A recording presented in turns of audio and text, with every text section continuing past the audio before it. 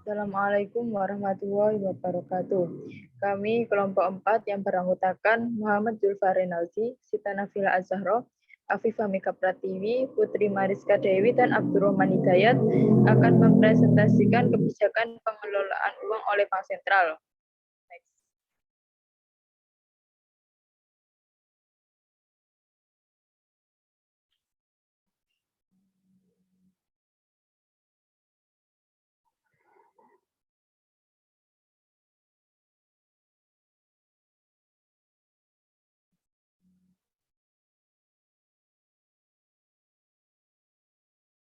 Konsep pengelolaan uang di Indonesia.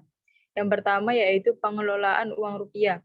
Sesuai dengan Undang-Undang Nomor 7 Tahun 2011 tentang mata uang, Bank Indonesia diberikan tugas dan kewenangan pengelolaan uang rupiah. Pengelolaan uang rupiah dilakukan oleh Bank Indonesia ini ditujukan untuk menjamin tersedianya uang rupiah yang layak edar, denominasi sesuai, tepat waktu sesuai kebutuhan masyarakat, serta aman dari upaya pemalsuan dengan tetap mengedepankan efisiensi dan kepentingan nasional. Presentasi selanjutnya akan dilanjutkan oleh Putri Mariska. Kepadanya dipersilahkan. Baik, tahapan pengelolaan rupiah sesuai UU 07 tahun 2021 tentang mata uang. Yang pertama, perencanaan. Perencanaan uang rupiah merupakan suatu rangkaian kegiatan menetapkan besarnya jumlah dan jenis pecahan berdasarkan perkiraan kebutuhan rupiah dalam periode tertentu. Yang kedua, pencetakan. Suatu rangkaian kegiatan mencetak uang rupiah yang dilakukan oleh Bank Indonesia berdasarkan rencana cetak dalam periode tertentu. Rencana tersebut mencakup rencana jumlah nominal dan jumlah lembar uang rupiah kertas, serta rencana jumlah nominal dan keping uang rupiah logam. Yang ketiga, pengeluaran. Merupakan sebagai alat pembayaran yang sah di wilayah Negara Kesatuan Republik Indonesia. Bank Indonesia memiliki wewenang dan mengeluarkan uang rupiah dalam bentuk emisi baru, uang rupiah desain baru, dan rupiah khusus atau commemorative currency. Misalnya, dalam rangka memperingati hari ulang tahun kemerdekaan Republik Indonesia yang ke-75 tahun pada tanggal 17 Agustus 2020, Bank Indonesia mengeluarkan uang peringatan kemerdekaan 75 tahun Republik Indonesia pecahan sebesar 75.000 tahun emisi 2020. Keempat, pengedaran. Suatu rangkaian kegiatan mengedarkan atau mendistribusikan rupiah di wilayah Negara Kesatuan Republik Indonesia. Kegiatan ini merupakan mencakup distribusi uang rupiah dan layanan kas. Kegiatan distribusi uang rupiah dilakukan untuk memenuhi kebutuhan kas di seluruh wilayah kerja Bank Indonesia, baik dalam bentuk pengiriman uang atau remis dari KPBI ke KPWBI maupun pengembalian uang retur dari KPWBI ke KPBI. Yang kelima, pencabutan atau penarikan. Suatu rangkaian kegiatan yang menetapkan rupiah tidak berlaku sebagai alat pembayaran yang sah di wilayah NKRI. Pencabutan dan penarikan uang dilakukan dengan berbagai pertimbangan, di antaranya masa edar suatu pecahan sudah terlalu lama dan adanya perkembangan teknologi unsur pengaman pada uang. Yang terakhir, pemusnahan. Suatu rangkaian kegiatan meracik, melebur, atau cara lain memusnahkan rupiah sehingga tidak menyerupai rupiah. Uang yang dimusnahkan oleh Bank Indonesia merupakan uang yang tidak layak edar, baik berupa uang lusuh, uang cacat, uang rusak, maupun uang rupiah yang masih layak edar, yang dengan pertimbangan tertentu tidak lagi mempunyai manfaat ekonomis atau kurang diminati oleh masyarakat, serta uang yang telah dicabut atau ditarik dari peredaran. Next, kebijakan pengelolaan uang. Peraturan Bank Indonesia Nomor 21/10/PBI per 2019 tentang pengelolaan uang rupiah yang berlaku sejak 30 Agustus 2019. Yang pertama, PBI merupakan ketentuan pelaksanaan dari Undang-Undang Nomor 7 Tahun 2011. Yang kedua, PBI merupakan pengaturan yang lengkap dan komprehensif terkait kegiatan pengelolaan uang rupiah yang dilakukan Bank Indonesia. Pengelolaan uang rupiah oleh bank dan penyediaan jasa pengolahan uang rupiah oleh PJPUR. Yang ketiga, salah satu menteri pokok yang diatur dalam PBI tentang pengelolaan uang rupiah adalah Bank Indonesia melakukan perencanaan uang rupiah yang akan dicetak dengan memperhatikan banyak asumsi. Yang keempat, salah satu peraturan yang dicabut oleh PBI adalah Peraturan Bank Indonesia Nomor 14/7 PBI 2012 tanggal 27 Juni 2012 tentang pengelolaan uang rupiah atau Lembaga Negara Republik Indonesia tahun 2012 nomor 138. Tambahan Lembaga Negara Republik Indonesia nomor 5323. Yang kelima, ketentuan dalam PBI ini berlaku pada tanggal diundangkan. Selanjutnya akan dijelaskan oleh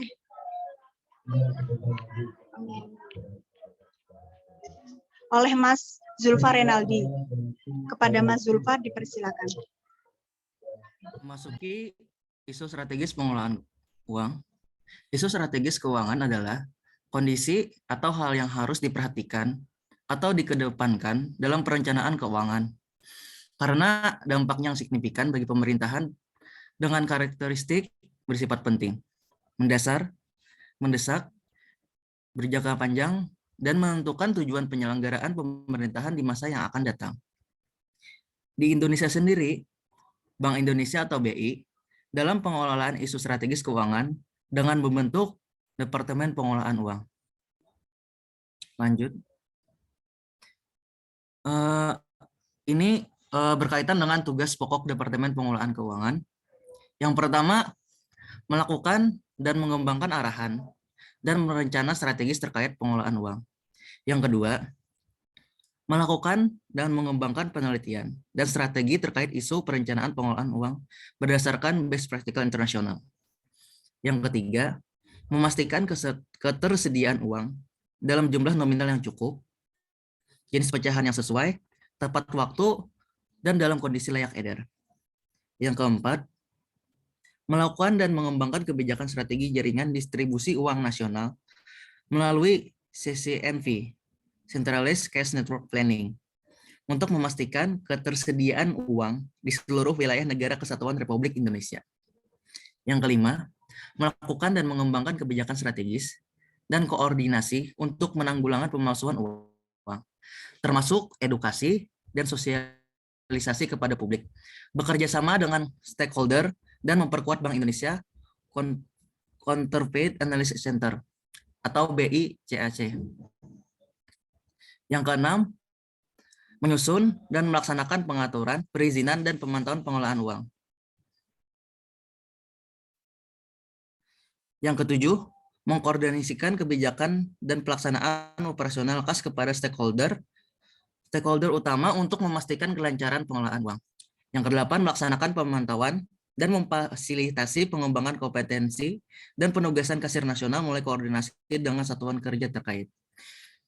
Selanjutnya akan dijelaskan oleh saudara kita Abdurrahman Hidayat. Waktu yang tepat dipersilahkan. Kemudian permasalahan yang dihadapi Badan Pengelolaan Keuangan, yaitu yang pertama, belum optimalnya kinerja sumber daya aparatur dalam pengelolaan keuangan dan aset.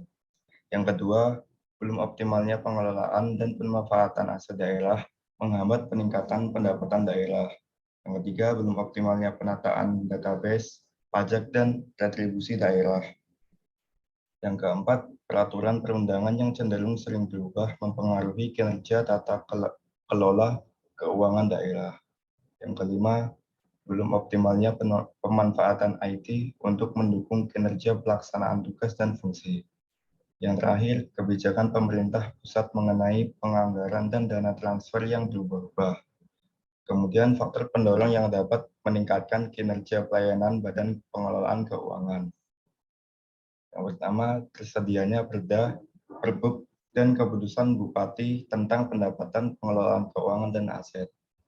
Yang kedua, lingkup kewenangan sebagai badan lebih luas dan langsung bertanggung jawab kepada Bupati yang memungkinkan koordinasi vertikal lebih cepat. Yang ketiga, sarana dan prasarana kerja yang memadai. Kemudian faktor yang dapat menghambat kinerja pelayanan Badan Pengelolaan Keuangan antara lain yang pertama, belum optimalnya kapasitas, kualitas, kuantitas, dan pemerataan SDM dalam pencapaian tujuan dan sasaran organisasi. Yang kedua, adanya perubahan regulasi organisasi yang mengakibatkan kurangnya koordinasi dan sinkronisasi. Yang terakhir, kurangnya kegiatan fintech atau kursus atau pelatihan terkait peningkatan kapasitas aparatur dalam rangka pengelolaan keuangan dan aset daerah. Selanjutnya akan dilanjutkan oleh Mbak Afifah Mega.